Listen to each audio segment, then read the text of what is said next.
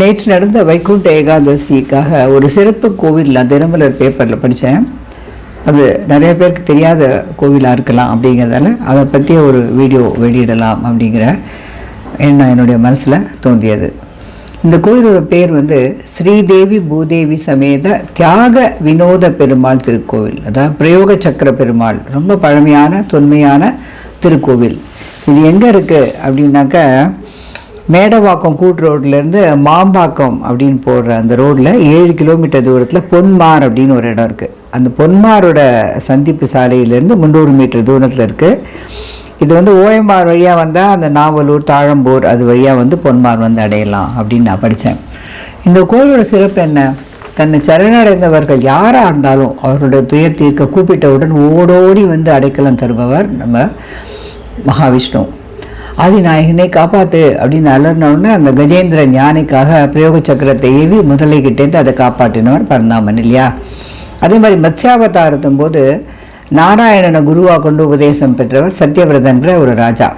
அவர் தான் அடுத்த இதில் வைவஸ்வத மன்வந்திரத்தில் வைவஸ்வத மனுமாக பிறந்தார். அந்த மனுவோட புள்ள நபாகன், அந்த நபாகனோட மைந்தனாக பிறந்தவர் அம்பரீஷன். ஸோ நாராயணியத்தில் அம்பரீஷ சரித்தம் படித்தவாளுக்கெல்லாம் தெரியும். அந்த அம்பரீஷன் ஒரு தடவை ஏகாதசி விரதத்தை கடைப்பிடிக்கச்சே துர்வாசரோட கோபத்துக்கு ஆளானாராம்.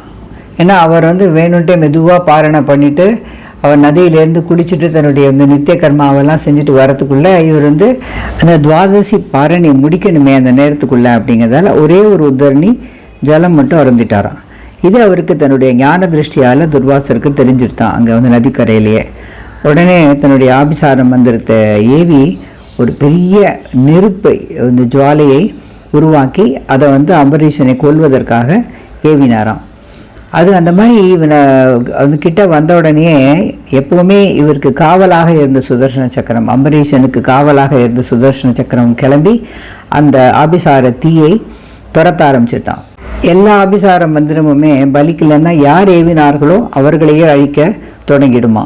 அதனால் அந்த தீயானது துர்வாசரை பின்தொடர்ந்து எல்லா உலகத்துக்கும் ஓட ஆரம்பிச்சிது. எங்கெங்கேயோ போயிட்டு அவர் விஷ்ணுக்கிட்டேயும் அடைக்கலம் அடைஞ்சதுக்கு அவர் சொன்னாராம், நான் பக்தனுக்கு தான் பாடிமை, அதனால நீ அம்பரீஷன்கிட்டயே போய் மன்னிப்பு கேளு அப்படின்னாராம். துர்வாசரும் அம்பரீஷன்கிட்டயே திரும்பி வந்தாராம். உடனே அம்பரீஷன் அந்த சுதர்சன சக்கரத்தை நீ திரும்பி போ அப்படின்னு சொன்னோன்னா அந்த சக்கரமும் திரும்பி போயிட்டான். இந்த மாதிரி தன்னுடைய பக்தர்களுக்காக எது வேணால் செய்கிற அந்த பெருமாளுடைய சக்கரம் தான் பிரயோக சக்கரம். இதில் நாராயணியத்தில் 33வது தசகத்தில் அம்பரீஷ சரித்திரத்தில் இந்த அம்பரீஷ மன்னனோட வரலாறெல்லாம் வருது. அது மாதிரி உண்மையான பக்தனாக இருந்தால் பெருமாள் எப்போதும் காத்து அருள் புரிவார். அப்படிப்பட்ட அம்பரீஷன் இந்த பாரத தேசம் முழுக்கும் பிரயாணம் பண்ணி பெருமாளை வழிபாடு பண்ணியிருக்காராம். அப்படி அம்பரீஷன் எங்கெல்லாம் வழிபாடு பண்ணினாரோ அந்த தலங்கள் எல்லாத்துலேயும் பெருமாள் அந்த பிரயோக சக்கரத்தை ஏந்தி தான் சேவை சாதிக்கிறார் அப்படின்னு சொல்கிறது ஞான நூல்கள். அந்த மாதிரி வகையில் தொண்ட மண்டலத்தில் சென்னைக்கு ரொம்ப கிட்டக்க பிரயோக சக்கரத்தோட பெருமாள் பக்தர்களாகிய நம்மளுக்கு எல்லாம் அருள் பாலிக்கிறார். முன்னாலேயே சொன்ன மாதிரி மேடவாக்கம் மாம்பாக்கம் சாலையிலேருந்து 7 கிலோமீட்டர் தூரத்தில் இருக்க பொன்மார் அப்படிங்கிற இடத்துல இருக்குது இந்த கோவில். ஆதியில் இந்த ஊர் பேர் தியாக வினோத நல்லூர் அப்படின்னு சொல்லிட்டு கூப்பிட்டப்படுதான். ஏன்னா நல்லூர்னா வேதங்கள்லாம் ஓதுற நல்லவர்கள் வாழும் ஊர். அந்த மாதிரி நிறைய நல்லவர்கள் அதிகம் வாழ்ந்த இந்த ஊரில் அதனால நல்லூர் அப்படின்னு வந்தது. நம்மளோட பாரத தேசத்தில் அந்நியர்கள்லாம் படையெடுத்த போது கோவில்லாம் சிதைஞ்சு போச்சு இல்லையா? இந்த கோவில் 500 வருடங்களாக வழிபாடே இல்லாமல் இருந்துதான். இதை தெரிஞ்சின ஊர் மக்கள் எல்லாரும் ஒன்றிணைந்து பல வருஷ முயற்சிக்கு பிறகு மகா கும்பாபிஷேகம் நடைபெற்று இப்போ நிறைய பேர் இந்த கோவிலுக்கு தரிசனம் செய்கின்றனர். இதில் பரமபத வாசல் திறப்பு நிகழ்வு நேத்திக்கு, அதாவது வைகுண்ட ஏகாதசி அன்னைக்கு நடைபெற்றது. அப்போது தியாக வினோத பெருமாள் ஸ்ரீதேவி பூதேவியோட நம்மாழ்வார்க்கு ஃபஸ்ட்டு காட்சி கொடுத்துட்டு அதுக்கப்புறம் நம்மாழ்வார்க்கு சிறப்பு மரியாதை பண்ணிவிட்டு அதுக்கப்புறமா உள்ளு புறப்பாடு நடைபெற்றதான். அப்பொழுது பக்தர்கள்லாம் பரமபத வாசல் வழியாக பெருமாளை சேவிக்கலாம். அதாவது பக்தருக்கு ஒரு பிரச்சனை அப்படின்னா தன்னுடைய சக்கரத்தை பிரயோகம் பண்ணி எதிரிகளை அழித்து விடுவார். அதனால் அது ரெடியாக எப்போ வச்சுருக்கிறதால தான் அதுக்கு பேர் பிரயோக சக்கரம் அப்படின்னு பேர். இந்த ஸ்தலத்தில் சுதர்சன யாகம் பண்ணினா எதிரிகள் தொல்லைகள் போய் பயமெல்லாம் போய் வாழ்க்கை தொழில் எல்லாத்துலேயும் வெற்றி அடையலாம். அதோட இந்த பிரயோக சக்கரத்தோடு இருக்கிற சன்னதியில் சுதர்சன ஹோமம் பண்ணுறது ரொம்ப சிறப்பானதான். இது பெயருக்கு என்ன காரணம்? தியாக வினோத பெருமாள் அப்படிங்கிறது பக்தர்களுக்காக நிறையா தியாகம் பண்ண காத்துருக்காராம்.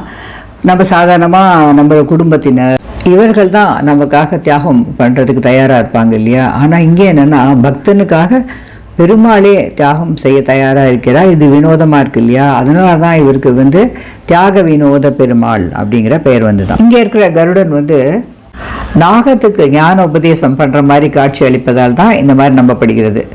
அதை தவிர கருடனோட பார்வை ரொம்ப துல்லியமாக இருக்கும். அதனால் நம்ம பார்வை குறைபாடுகள் நீங்கிறதுக்கு கருட பகவானுக்கு சுவாதி நட்சத்திரத்தன்னைக்கு திருமஞ்சனம் பண்ணினா கண் பார்வை நல்ல கூர்மையாக இருக்கும். அதில் இங்கே யோக நரசிம்மர் இருக்கார். மனித உடம்பு சிங்கத்தலையோடு இருப்பார் இல்லையா. இங்கே உள்ள பெருமாளையும் அந்த பிரயோக சக்கரத்தையும் வணங்கிட்டு இந்த தூணில் இருக்கிற நரசிம்மரை மனதார வணங்கினால் எதிரிகள் தொல்லை நீங்கி நம்மளுக்கு யோக காலம் வரும் அப்படிங்கிறது நம்பிக்கையாக இருக்குது. பஞ்சமுக ஆஞ்சநேயர் சன்னதி அதெல்லாம் கருங்கல்லால் செய்யப்பட போகிறது. அதை தவிர ஆழ்வார்கள் இதெல்லாம் அவர்கள் செய்வதற்கு முயற்சி செய்து வருகிறார்கள். அதுக்கான பச்சை கல் இப்போ கிடச்சிருத்தான். அதெல்லாம் ஆழ்வார்கள் மற்றும் உடையவர் ராமானுஜர் அதெல்லாம் விக்கிரகங்கள் பண்ணுவதற்கு அந்த நிர்வாகம் முயன்று கொண்டு வருகிறது. அதுக்கான பணம் செலவு சுமார் 60,000 ரூபாய் ஆகுமா.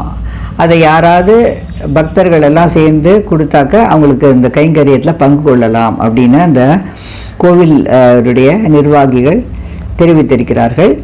இந்த பெருமாள் சஞ்சாரம் அப்படிங்கிறது பெருமாளோட அருளை பெறுவதற்காக பெருமாள் தன்னுடைய பக்தர்களை சந்திக்கும் ஒரு தெய்வீக நிகழ்வு.